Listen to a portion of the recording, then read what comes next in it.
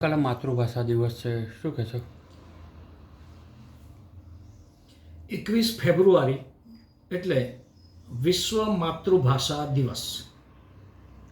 સ્વાભાવિક રીતે દરેક જગ્યાએ એક વિષય એવો આવે કે અલગ અલગ ભાષા અલગ અલગ પ્રદેશોમાં ભારતમાં બોલાય છે, પરંતુ માતૃભાષાનું જ કેમ મહત્વ?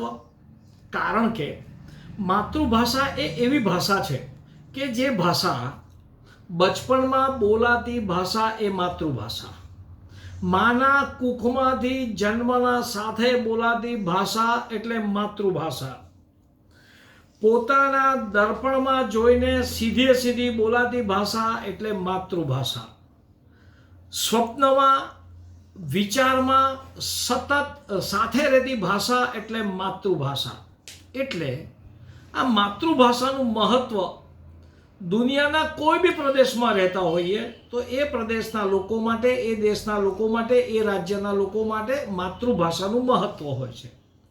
દરેક ભાષાને 5 ભ આવે, જેવા કે ભાષા, ભજન, ભોજન, ભ્રમણ અને ભૂષા. આના આધારે માણસ પોતે કયા પ્રદેશનો છે એ ઓળખાઈ જાય છે. એટલે જ્યારે ગુજરાતી હોય તો એવું કહેવામાં આવે કે જ્યાં ન પહોંચે રવિ ત્યાં પહોંચે ગુજરાતી, એટલે ગુજરાતી ભાષા. એની સાથેનો પહેરવેશ પણ પહોંચે, એની સાથે ગુજરાતી ખાનપાન પણ પહોંચે, આ બધું જ વાતો પહોંચે. એટલે માતૃભાષા જેની પણ આપણને સચોટ ખબર પડે એટલે એની સંસ્કૃતિ ખબર પડે, એની માતૃભૂમિ ખબર પડે. અને એટલે જ એવું કહેવાય છે માતૃભૂમિ અને માતૃભાષાનો કોઈ વિકલ્પ આ જગતમાં નથી. હવે કમનસીબી એવી થઈ છે કે આખી દુનિયાની અંદર જ્યારે 3% લોકો જ માત્ર ગુજરાતી બોલતા હોય, અંગ્રેજી બોલતા હોય, છતાં પણ આપણા દેશ પર 200 વર્ષના મોગલોના શાસનને કારણે આપણા લોકોની જે જીવન પદ્ધતિ બદલાઈ અને મેકોલોએ પેદા કરેલા અંગ્રેજી ગુલામ બાબુઓ, એના કારણે અંગ્રેજી ભાષા જે રીતે આપણા દેશમાં થોપવામાં આવી, પરિણામે આપણા લોકો પોતાની માતૃભાષા, સ્વભાષાને ભૂલી ગુલામીની ભાષા તરફ આપણે ઢળતા ગયા. કમનસીબે ભારતની આઝાદી બાદ ભારતના જે તે વખતના શાસકોએ દરેકને પોતાની માતૃભાષાનું મહત્વ નહીં જણાવવા દીધું, કારણ કે પોતે પણ અંગ્રેજી રંગે રંગાયેલા હોય આ ભાષાને બદલવા માટે પ્રયત્ન સતત કર્યો. પરિણામે માતૃભાષામાં બોલવું એને હીન પદ, આવો એક વિચાર શરૂ થયો. પરિણામ આજે ગુજરાતમાં ગુજરાતી ભાષાની શાળાઓ ઘટી રહી છે. ગુજરાતના લોકોને કમનસીબી છે, આપણા ગુજરાતના લોકોને ગુજરાતીને, જે ગુજરાતમાં રહે ગુજરાતી, એ તમામ લોકોને કમનસીબી એવી છે કે આપણને નથી પૂરેપૂરી ગુજરાતી આવડતી, નથી રાજભાષા હિન્દી આવડતી, કે નથી આપણને પૂરેપૂરી અંગ્રેજી આવડતી.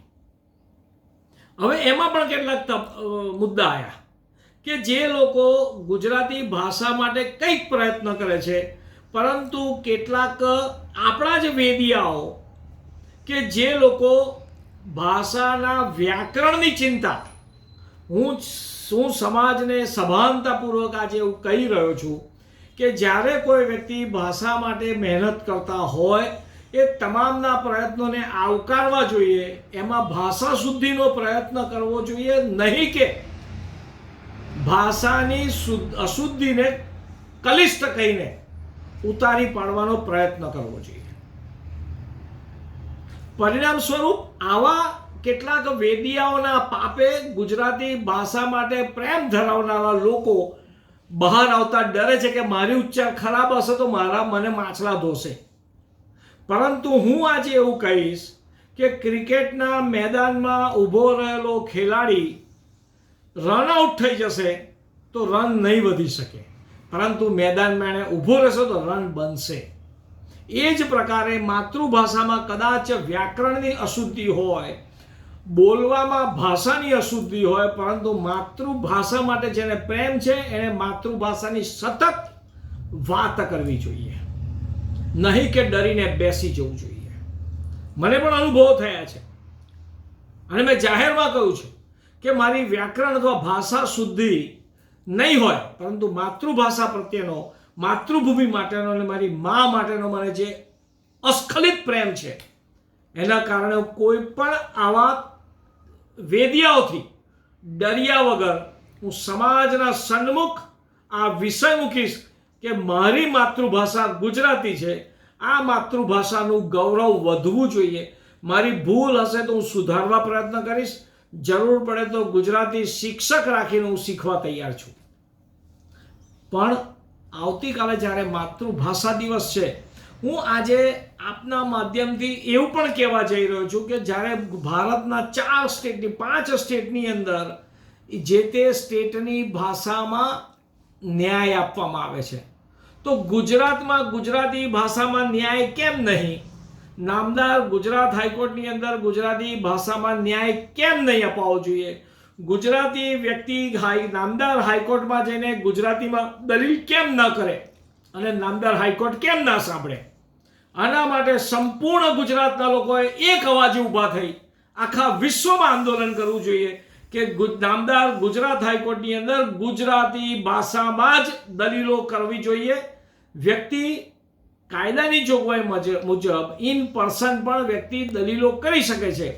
તો જ્યારે 3% ન્યાય મેળવવા આવતા લોકો પૈકી પણ 3% લોકો જ અંગ્રેજી ભાષા જાણે છે, તો બાકીના 97% લોકો ગુજરાતીમાં નામદાર હાઈકોર્ટમાં દલીલ કેમ ના કરે? જ્યારે પ્રયત્ન એવો થાય છે કે જે લોકો દલીલો કરવા કોર્ટમાં જ્યારે આવે છે, જ્યુડિશિયરીમાં, નામદાર જ્યુડિશિયરીમાં જે લોકો પણ બેઠા છે એમને ગુજરાતીનું પેપર ફરજિયાત છે ગુજરાતમાં, તો નામદાર ગુજરાત હાઈકોર્ટમાં જે જસ્ટિસ બેસે છે એમને પણ ગુજરાતી ભાષાની વાત કરવી જોઈએ અને એમને શીખતા જ હોય છે. નામદાર જજ સાહેબો તૈયાર હોય છે આ બધા માટે, તો પછી ગુજરાત હાઈકોર્ટમાં ગુજરાતીમાં ન્યાય કેમ નહીં? એનામાં દલીલ કેમ નહીં?